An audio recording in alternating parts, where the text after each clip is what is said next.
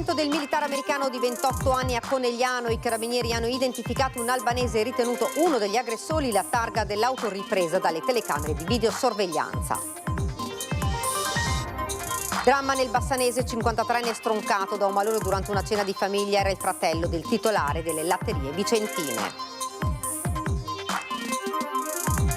Caso politico attiene, consigliere di maggioranza di origini tunisine solidarizza con il palestinese arrestato per aver finanziato Hamas. Fratelli d'Italia chiede la revoca della delega. La polizia di Padova ha arrestato un 28enne moldavo, doveva essere in casa per scontare i domiciliari quando invece ha tentato un furto in un negozio lasciando dietro di sé una scia di sangue. Ancora furti a Fellette di Romano Dezzelino, hanno rubato gioielli per oltre 30.000 euro, era solo una settimana prima, era andato già dai vicini. In Agordino proseguono senza esito le ricerche della donna che sabato mattina ha lanciato una richiesta d'aiuto dal suo tablet. Si insinua l'ipotesi di un inquietante scherzo. I sindaci dell'Anci in udienza da Papa Leone XIV, che invoca la coesione sociale, parla di poveri, persone sole, gioco d'azzardo, ma anche denatalità e inquinamento. Allarme bullismo dalle scuole superiori venete, emerge un dato shock: 3 studenti su 10 dicono di essere stati almeno una volta vittime di bulli. Capodanno a Venezia, Cola Bianchi presenta il concerto La Fenice parla di tensioni in teatro. A mezzanotte lo spettacolo di fuochi d'artificio in bacino San Marco. Buonasera, ben ritrovati, edizione regionale dei nostri notiziari. Dunque la cronaca in primo piano, l'accoltellamento del militare americano di 28 anni a Conegliano. I carabinieri hanno identificato un albanese ritenuto uno degli aggressori, la targa dell'auto ripresa dalle telecamere di videosorveglianza della zona.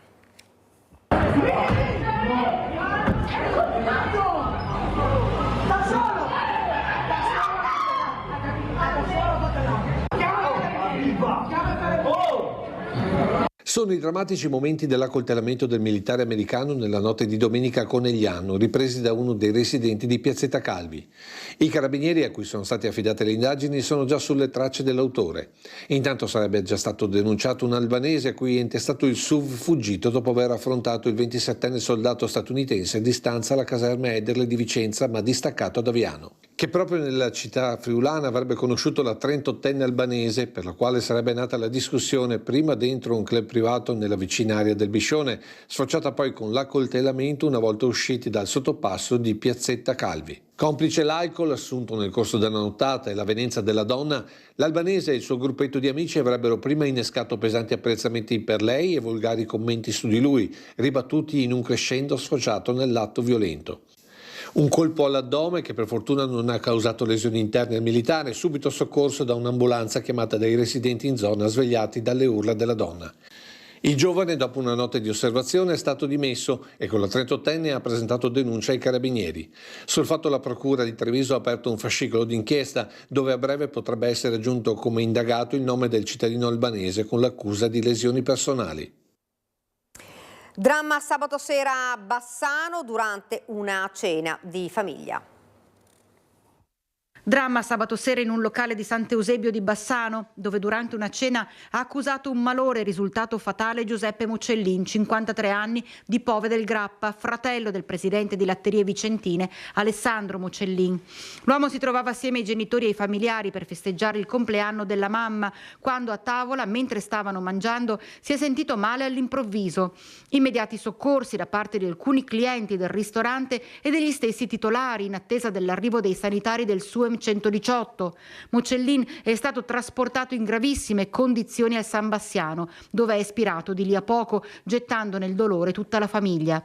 Il funerale di Giuseppe Mocellin sarà celebrato mercoledì 31 dicembre alle 10 nella chiesa di San Vigilio a Pove del Grappa. Ma intanto Alessandro Mocellin, ancora molto scosso, ha accettato di parlare al nostro microfono per ringraziare chi, in quel momento terribile, ha fatto di tutto per aiutare il fratello. Lo faccio volentieri per 3 cose, 3 ringraziamenti che voglio fare pubblicamente. Il primo a quella ragazza, un'infermiera presente in sala. La nostra richiesta di aiuto di fatto si è catapultata su mio fratello per cercare di salvargli la vita. Al personale e ai titolari della pizzeria Arcobaleno che hanno fatto di tutto, ivi compreso mettere a disposizione un defibrillatore per cercare appunto di recuperare la vita di mio fratello, e al personale del soccorso. Io ho visto una tenacia e una passione per il proprio lavoro, che è quello di salvare le vite altrui. Dico grazie, lo faccio pubblicamente, e questa è la cosa che faccio veramente volentieri, a nome mio e di tutta la famiglia. Un post su Facebook diventa caso politico nelle ultime ore. A pubblicarlo un consigliere di maggioranza di origine tunisina del comune di Tiene, che esprime solidarietà a Hamas. Il palestinese arrestato, a Mohammad Hanoun, il palestinese arrestato con l'accusa di aver finanziato Hamas.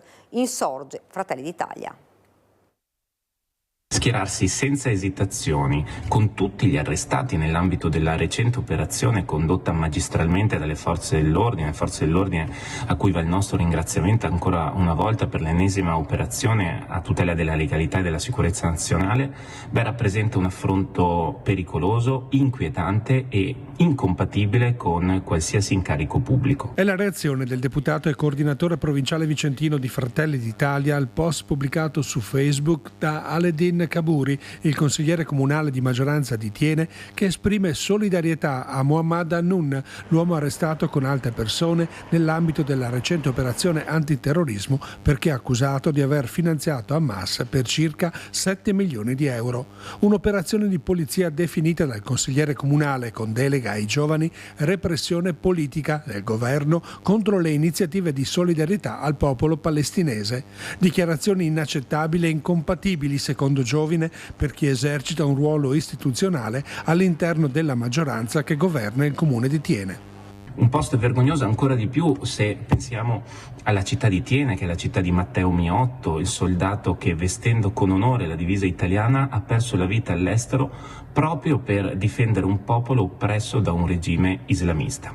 Io mi auguro sinceramente che il sindaco Michelusi, che il PD, che lo sostiene convintamente, possano prendere quanto prima le distanze dall'autore di questo post vergognoso, che gli vengano revocate le deleghe. Devo dire che l'amministrazione comunale rinnova la massima fiducia nelle istituzioni e nel lavoro di indagine attualmente in corso a carico di Mohammad Hanoun.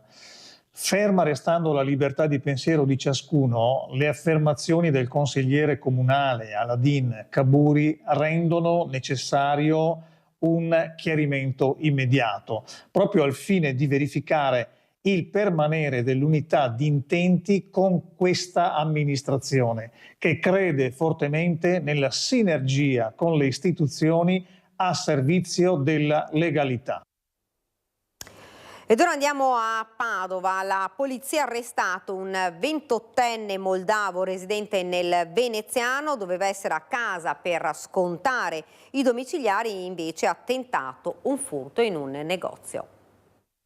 Doveva scontare la sua pena agli arresti domiciliari in provincia di Venezia. Ha ben pensato però di tentare una spaccata ad un esercizio commerciale di via Trieste a Padova.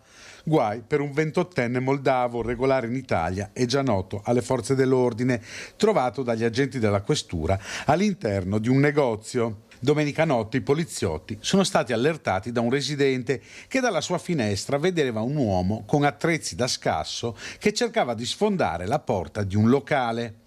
Quando la volante è arrivata sul posto ha trovato la porta completamente divelta, oltre a delle tracce di sangue. La scia di sangue arrivava fino al bancone del negozio, dove gli agenti hanno trovato sdraiato un uomo che cercava di nascondersi. Quando i poliziotti hanno provato fisicamente a rialzarlo, l'uomo ha opposto resistenza attiva, colpendo gli operatori più volte, e solo grazie all'intervento di un'altra volante arrivata in ausilio sono riusciti definitivamente a bloccarlo. Perquisito è stato trovato in possesso di 110 euro in contanti. Non solo questo, perché nello zaino che aveva con sé sono stati rinvenuti una cesoia, un coltellino, un cacciavite da 15 cm, una brugola da 18 cm e una molla piegatubi in acciaio da 52 cm. L'uomo è stato arrestato e messo a disposizione dei magistrati. Il questore di Padova, Marco Dorisio, intanto, ha disposto per lui il foglio di via dalla città della durata di 4 anni ed è stato avviato l'iter per la revoca del permesso di soggiorno. L'emergenza furti continua in tutto il territorio bassanese durante le festività, soprattutto a Felletto di Romano De Zelino hanno rubato gioielli per oltre 30.000 euro e solo una settimana prima erano già andati dai vicini. Siamo distrutti in primis perché il valore è molto esiguo e secondariamente perché hanno violato i ricordi di tutta una vita dei bambini quando erano piccoli e vari altri monili. Stavolta i ladri hanno colpito una villetta a Fellette di Romano De Zelino in via Pasinato. Sono entrati dal secondo piano forzando la finestra del bagno. I coniugi Garmeni erano usciti per fare la spesa e quando sono tornati verso le 19 hanno trovato la casa devastata. Nessun contante portato via, solo gioielli per un valore complessivo di circa 30.000 euro. Erano tutti ricordi, la mamma li aveva lasciati solo a me e quindi per me è stato anche nei confronti dei miei fratelli, perché lasciandoli a me era un po' una responsabilità e proprio questi ricordi, più tutti i ricordi con mio marito. Una brutta coincidenza, li aveva temporaneamente riposti in un sacchetto anonimo proprio per non destare sospetti, con l'intenzione di riportarli in banca il giorno dopo. Voleva sceglierne alcuni per i regali di Natale. Devono aver avuto un metal detector, perché per trovarli in mezzo ai miei cosmetici era una cosa assurda, perché lì di metallo non c'era niente, c'erano solo questi che li avevo appoggiati lì in attesa di portarli in banca, perché per un disguido non li avevo portati i giorni prima e quindi bastava un giorno solo, li avrei riportati in banca dove stavano di solito. Anche le telecamere, di solito funzionanti, in quel momento erano spente. È stato veramente mortificante vedere tutta la casa sottosopra, la camera, le cose personali buttate in giro e questo è quello che fa male, essere violati nella propria casa, ecco.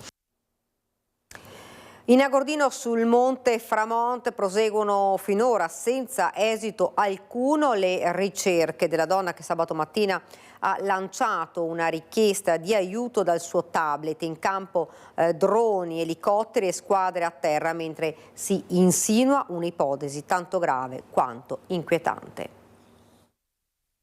Non trovando la signora ed essendo intervenuti, viste le condizioni meteo perfette di sabato, con l'elicottero Falco 2 già pochi minuti dopo la chiamata e non avendo trovato nessuno, è chiaro che ora si fa avanti anche l'ipotesi di uno scherzo telefonico che però veramente speriamo di scongiurare, nel senso che sarebbe un fatto veramente grave. Non ci si può nemmeno pensare all'ipotesi che dietro le 2 chiamate al 112 di quella donna alle 11 e poco più di sabato scorso, che riferiva con tono concitato di essere scivolata vicino al sentiero, di essere illesa ma di non riuscire a muoversi, possa celarsi uno scherzo.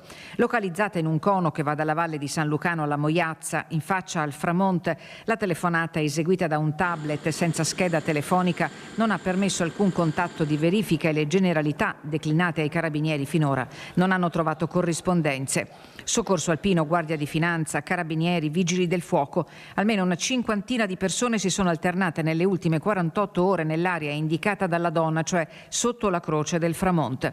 In campo tecnologie di ultimissima generazione, termocamere montate su droni e sugli elicotteri dell'aeronautica militare, così come altri strumenti per l'individuazione di apparati telefonici. Stanno continuando le ricerche con la perlustrazione dei sentieri alla base della parete e lungo appunto quei sentieri che possono condurre verso la cima del Framonte, escludendo che sulla cima si possa trovare questa signora, visto che veramente è stata battuta palmo a palmo. Parallelamente le indagini di polizia stanno cercando di individuare le generalità corrette della donna di 65 anni, visto che quelle dichiarate presentano incongruenze che non aiutano nemmeno a rintracciare qualche familiare. C'è da dire però che a più di 48 ore dalla richiesta di aiuto fino ad ora nessuno ha sporto alcuna denuncia di scomparsa e quindi il mistero resta fitto. Si stanno cercando delle auto in zona che possano essere lì da sabato quantomeno per capire, perché al momento non è neanche stata rinvenuta un'auto, diciamo, nei pressi dei parcheggi dove si parte per le escursioni del Framonte. Tragedia scampata dal Bignasio, dove 3 caravan e una roulotte sono andati a fuoco. Salva la famiglia Pevarello di Castelfranco grazie all'intervento degli agenti di polizia locale. Le parole del vice sindaco di Albignasego. Se in quel momento la pattuglia della polizia locale non fosse passata in zona per un controllo di routine, ora probabilmente racconteremo una storia diversa. Proprio gli agenti si sono accorti del fumo fuoriuscire da uno dei caravan di proprietà della famiglia Pevarello di Castelfranco Veneto, titolari della pista di pattinaggio sul ghiaccio di Albignasego. A passare in quel momento in via San Giorgio a Carpanedo anche il vice sindaco del paese, Gregory Bottin, che assieme agli agenti ha evitato la tragedia. Sono passato nelle vicinanze e ho visto che usciva questo vapore fumo da una di queste case mobili. Coincidenza anche che era di passaggio anche la nostra volante della polizia locale e quindi insieme abbiamo valutato il pericolo che stesse nascendo un incendio e abbiamo allertato subito i vigili del fuoco, grazie appunto alla polizia locale, e scesi dall'auto siamo andati a vedere se c'erano delle persone all'interno di qualche caravan,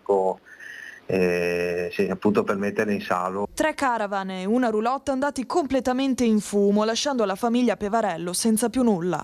La prima notte, grazie anche alla disponibilità della parrocchia di San Tommaso, li abbiamo fatti dormire in un posto caldo e grazie con la nostra protezione civile, coordinata dal consigliere delegato Maran, e gli abbiamo fatti trovare delle brande con delle coperte, sacchi a pelo, quindi hanno alloggiato la prima notte lì e poi anche perché dovevano alloggiare 10-12 persone, tutti familiari, anche con bimbi, e nel nostro hotel qui presente ad Albignasego, Hotel Colonna, che anche loro si sono resi disponibili. Non è mancata poi anche le persone del vicinato che hanno soccorso, anche al di là che con alimenti caldi, anche con vestiario, perché poverini hanno perso tutto. Fondamentale l'intervento degli agenti. Proporrò in giunta al Consiglio Comunale anche di dare un encomio ai nostri 2 agenti della polizia locale, perché che con me veramente sono intervenuti e sono stati minuti veramente importanti, fondamentali. È stata fondamentale la loro presenza, in cui hanno allertato i vigili del fuoco e abbiamo cercato di intervenire. Allarme bullismo dalle scuole superiori venete. Emerge un dato shock: 3 studenti su 10 dicono di essere stati almeno una volta vittime dei bulli. Più in generale si certifica il crollo delle iscrizioni.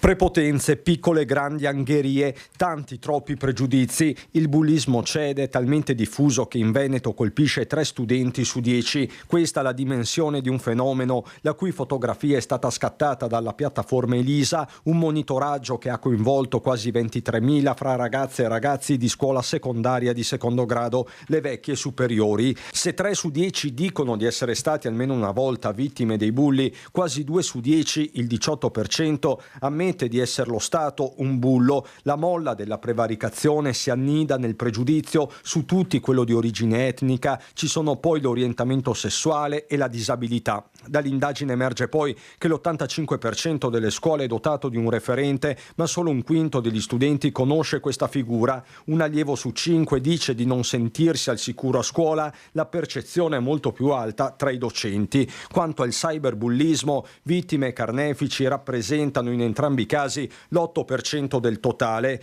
Questo lo spaccato nelle ore in cui l'ufficio scolastico regionale certifica le conseguenze dell'inverno demografico, con le scuole statali che in un anno perdono 8.841 studenti, scendendo poco sotto le 540.000 unità. Oltre 2.000 il saldo negativo a Padova, 1.870 a Venezia, 1.500 Verona e Vicenza, poco meno di 1.400 Treviso, circa 500 Belluno, un centinaio a Rovigo. Ne guadagnano 2.448 invece le paritarie. Quanto alle scelte, calano i licei, aumentano i professionali, stabili i tecnici. La crescita più evidente riguarda gli indirizzi di finanza, marketing, turismo.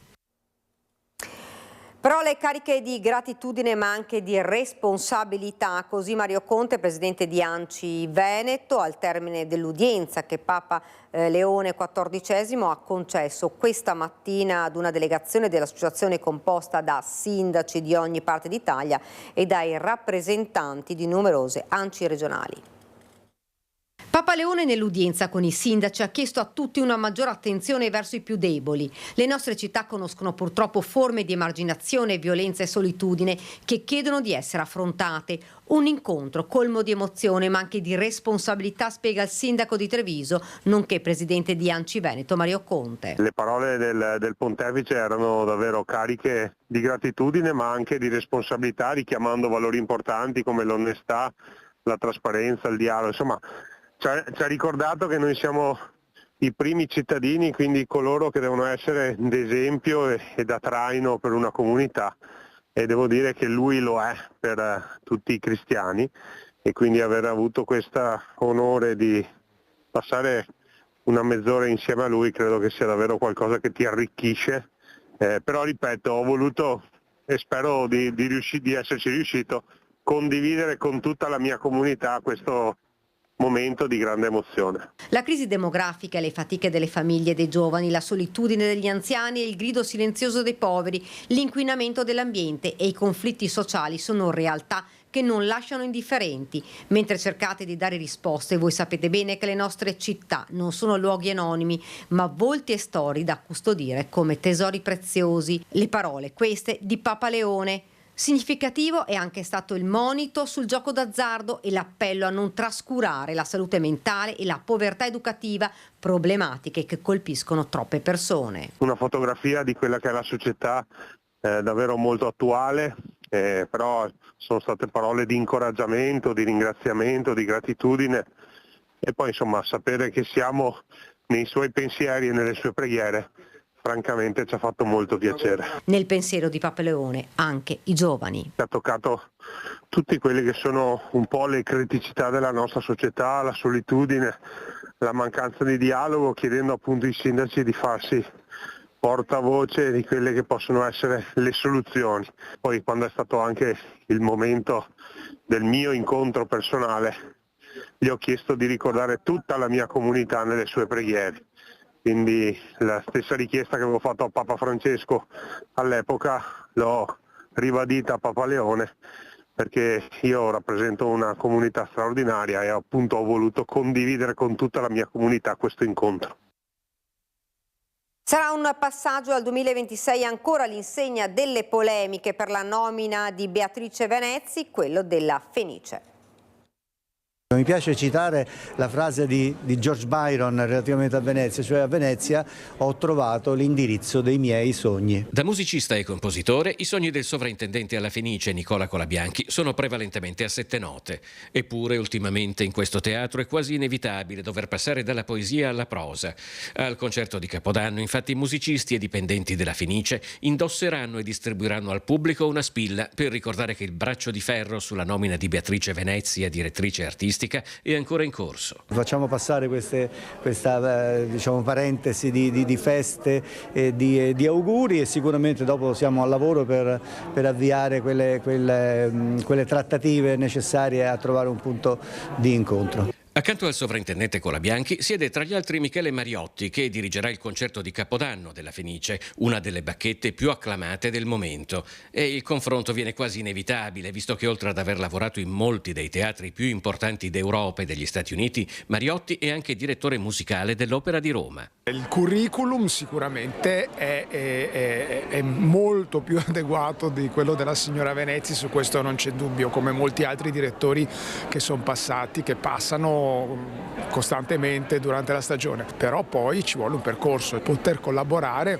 e di lavorare in un certo modo. Al netto delle polemiche che stanno avendo un eco internazionale, la Fenice sta comunque vivendo un momento d'oro che la conferma come un teatro di livello internazionale in cui si sposano qualità dell'offerta e introiti. Sia per quanto riguarda i 4 concerti di Capodanno, per il quale abbiamo già raggiunto quasi 850.000 euro di incasso. Pensate un po', per 4 concerti circa il 13% di quello che facciamo a livello annuale. Sia per quanto riguarda invece i biglietti e abbonamenti, la stagione ha già venduto più di 4 milioni, quindi più del 50% di quanto budgettato. La stagione in corso è ancora quella decisa da Fortunato Ortombina, così come Beatrice Venezia, a differenza di quanto scritto da alcuni quotidiani, non ha ancora messo piede in teatro, e la sfida futura sarà proprio quella di confermare gli ottimi risultati. Il mio sogno come direttore artistico e sovrintendente del teatro è quello di fare una programmazione sempre migliore, sempre in linea con la tradizione, con la storia e con la fama del teatro La Fenice, e di essere assolutamente all'altezza di questo passato. Capodanno a Venezia, fuochi, musica e tradizioni. Venezia saluta l'arrivo del 2026 con un programma ricco di eventi che unisce spettacolo, musica e tradizione. Il cuore delle celebrazioni sarà il Capodanno, con il grande show pirotecnico nel bacino di San Marco. Allo scoccare della mezzanotte la laguna si illuminerà con giochi di luce e colori che faranno da cornice all'inizio del nuovo anno. A Mestre, la notte di San Silvestro si accenderà in Piazza Ferretto con Random, una festa a caso, format musicale che farà ballare il pubblico a partire dalle 22, con ingresso gratuito, ma attenzione, soltanto su prenotazione. A mezzanotte il brindisi collettivo. Il nuovo anno si aprirà poi nel segno della tradizione con il tuffo del 1 gennaio al Lido di Venezia alle 12. Il gruppo Ibernisti darà vita alla 45esima edizione del celebre Bagno in Mare, un rito che unisce sport, folklore e spirito di comunità, diventato uno degli appuntamenti più attesi delle festività veneziane. Ed è davvero tutto per questa edizione del nostro telegiornale. Ora la sigla, poi le previsioni del tempo. Grazie per averci seguito, buona serata.